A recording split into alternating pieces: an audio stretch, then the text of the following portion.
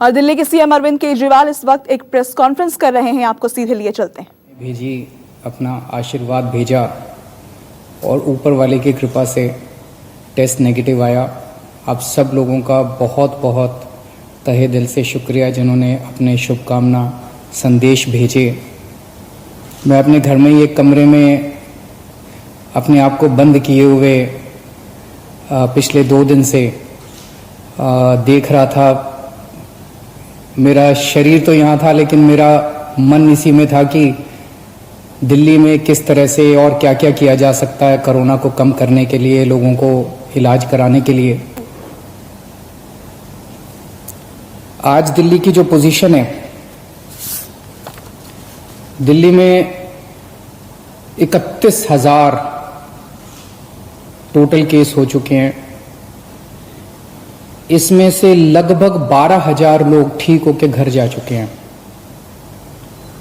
18,000 लोग अभी active case हैं जिनको अभी भी बीमारी है। 900 के करीब लोगों की डेथ हो चुकी है। जो 18,000 लोग एक्टिव केसेस हैं, इनमें 15,000 होम आइसोलेशन में अपना इलाज करा रहे हैं। कल एसडीएमए की मीटिंग थी, स्टेट डिजास्टर मैनेजमेंट अथॉरिटी। उसमें मुझे भी जाना था, मैं नहीं जा पाया। मनीष सिसोदिया जी और अन्य मंत्रीगण गए थे। एलजी साहब ने इसकी अध्यक्षता की थी। वहां पे जो आंकड़े प्रस्तुत किए गए सरकार द्वारा, वो आंकड़े दिखाते हैं कि आने वाले समय में दिल्ली में कोरोना बहुत तेजी से फैलने वाला है। 15 जून को उम्मीद है कि 44,000 केस हो जाएंगे। जो आज 31,000 केस हैं, ऐसा अनुमान है कि 15 जून तक 44,000 केस हो जाएंगे। 30 जून तक 1 लाख केस हो जाएंगे। 15 जुलाई तक 2.25 लाख केस हो जाएंगे और 31 जुलाई तक लगभग 5,32,000 केस हो जाएंगे दिल्ली में टोटल।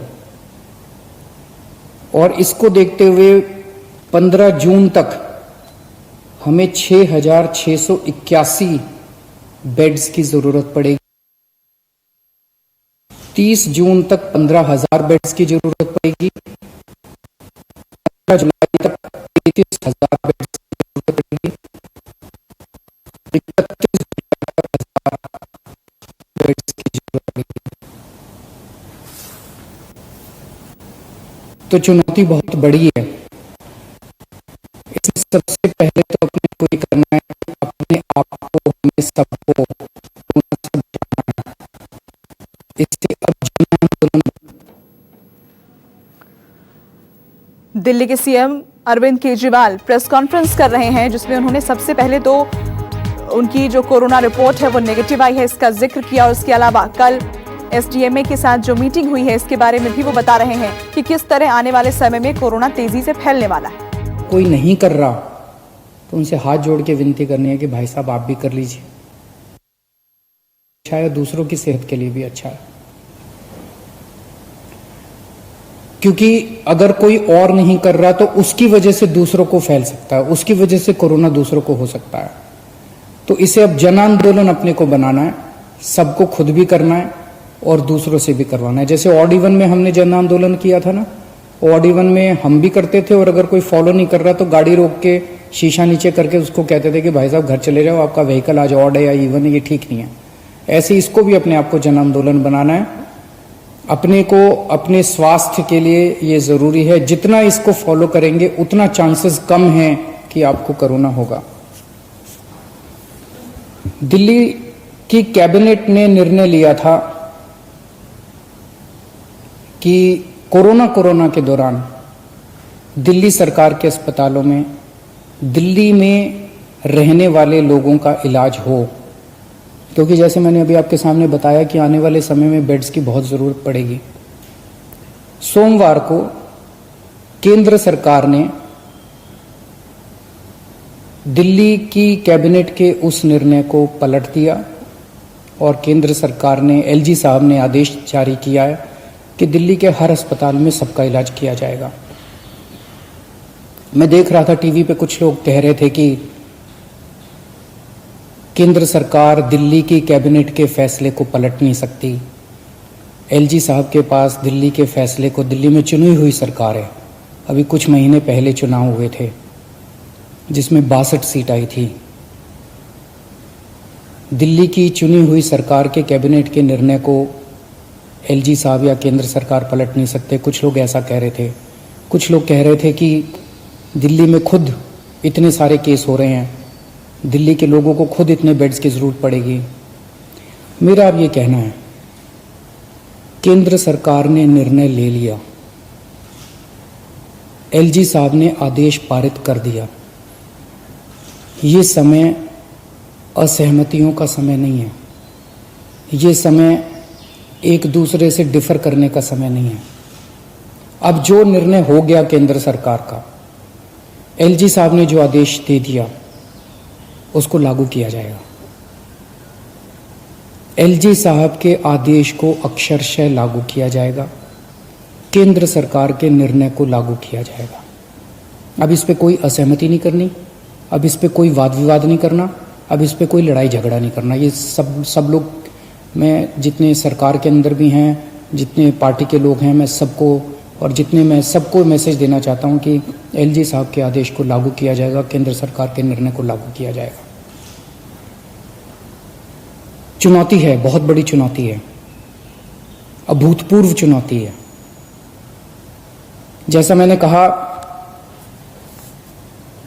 15 जुलाई को दिल्ली में 33,000 बेड्स की जरूरत पड़ेगी दिल्ली वालों के लिए। 31 जुलाई को 80,000 बेड्स की जरूरत पड़ेगी। बाहर से कितने लोगों के आने की उम्मीद है?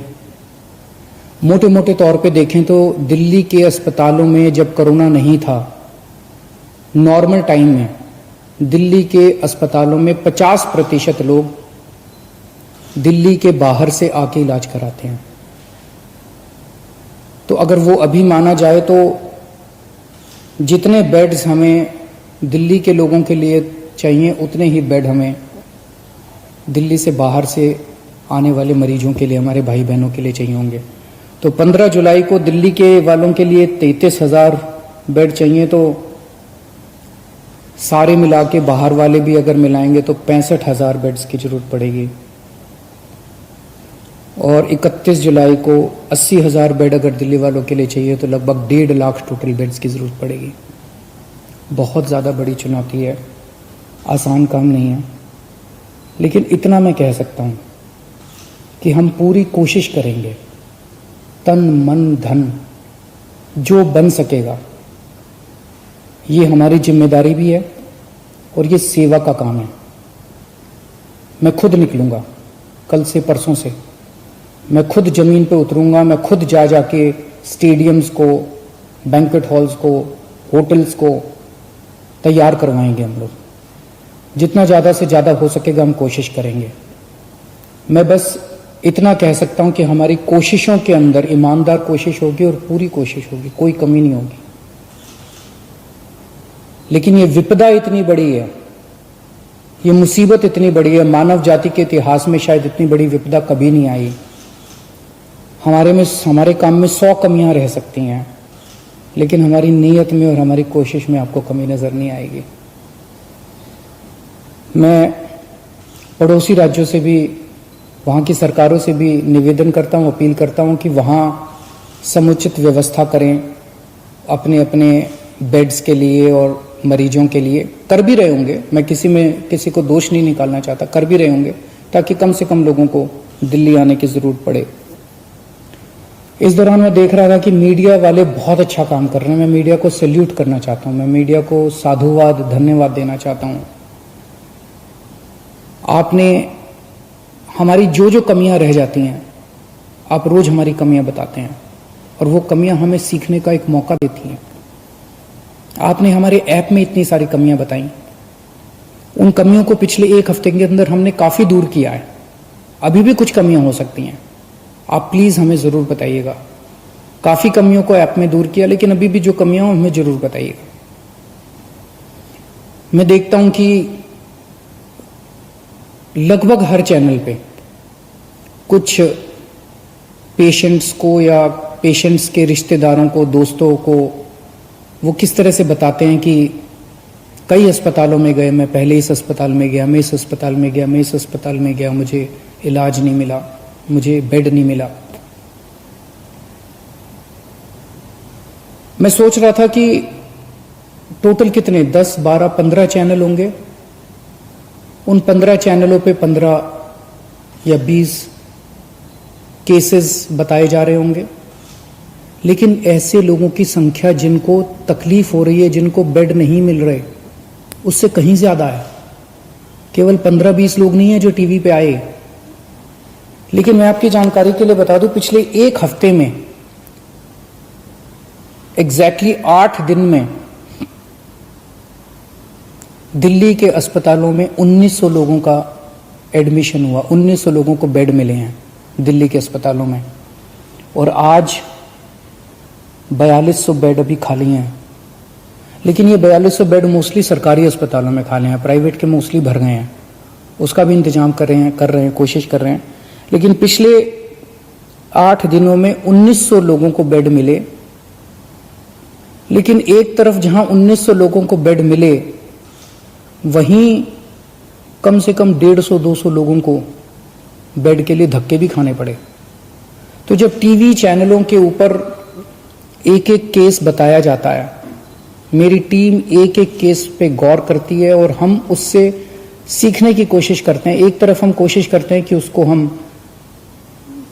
उस व्यक्ति को हम उसकी विपदा दूर कर सकें, और दूसरी तरफ उसे तकलीफ क्यों हुई, हमारे सिस्टम में कहां कमी थी, उस कमी को सीख के उस सिस्टम की कमी को हम दूर करने की कोशिश करते हैं, ताकि आने वाले और किसी को तकलीफ ना हो।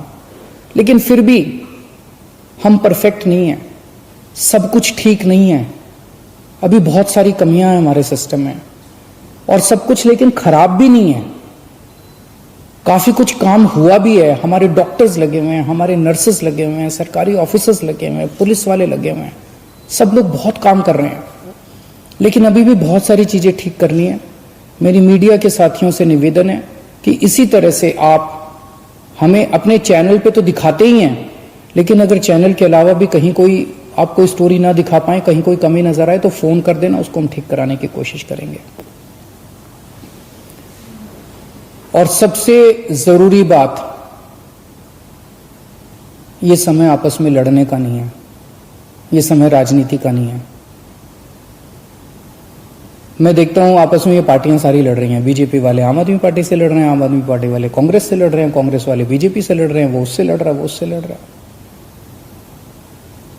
अगर हम सारे आपस में लड़ते रहे तो कोरोना जीत जाएगा। और जो एक आम आदमी बैठ के टीवी चैनल देखता है, वो सोचता है यार ये क्या पार्टियां हैं, आपस में लड़ रही हैं, मेरी किसी को परवाह नहीं है।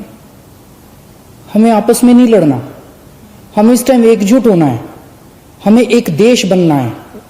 जब तक सारे मिलके नहीं लड़ेंगे, बीजेपी, कांग्रेस, आम आदमी पार्टी, ये पार्टी, वो पार्टी, डॉक्टर्स, नर्सेज, पुलिस, सारी संस्थाएं, समाजसेवी संस्थाएं, धार्मिक संस्थाएं, जब तक सारा देश मिलके एक साथ नहीं लड़ेगा, तब तक हम कोरोना को नहीं जिता पाएंगे। आप सोच भी नहीं सकते कितनी बड़ी विपदा है ये। आपस में नहीं लड़ना, सारी सरकारों को मिलके, सारी संस्थाओं को मिलके, सारी पार्टियों को मिलके हमें एकजुट होके कोरोना को हराना है। अगर हम आपस में लड़े, कोरोना जीत जाएगा, और अगर हम एकजुट हो गए, हम कोरोना को हरा लेंगे। शुक्रिया।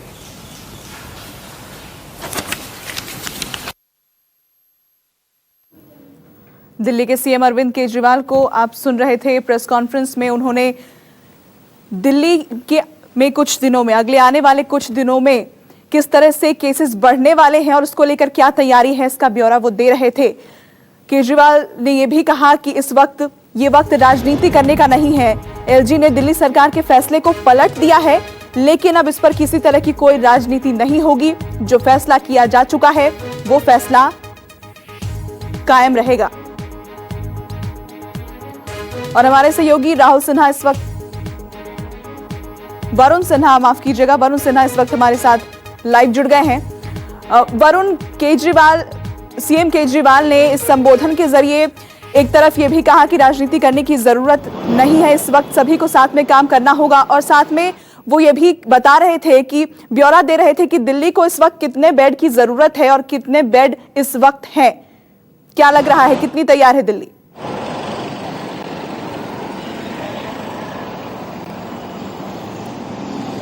देखिए, सीधे तौर पे मुख्यमंत्री ये समझाते नजर आए कि दिल्ली के अंदर, कल आपको याद भी होगा डिप्टी सीएम ने कहा था कि जून और जुलाई पीक पर रहेगा और ऐसी परिस्थिति रहेगी दिल्ली के अंदर कि कहीं ना कहीं दिल्ली में बहुत ज्यादा कोरोना पॉजिटिव मामले सामने निकल के आएंगे और हालात खराब हो सकते हैं। इसीलिए ये फैसला लिया गया था कि दिल्ली में जो भी बेड्स होंगे वो दिल्ली वालों के लिए अवेलेबल रहेंगे। यही बात मुख्यमंत्री समझाते नजर आए कि दिल्ली में अगले 2 महीने में यानी कि जून और जुलाई में 80,000 बेड की जरूरत हो सकती है। अब आप सोचिए कि अगर 80,000 बेड की व्यवस्था अगर सरकार सोच रही है तो यानी कि वो मान के चल रही है कि जो कोरोना पॉजिटिव मामले होंगे वो करीब लाखों में होंगे, यानी 5 लाख से ज्यादा कहीं ना कहीं सरकार मान के चल रही है। 5 से 7 लाख मामले जुलाई के एंड तक हो सकते हैं, ये सरकार की सोच है।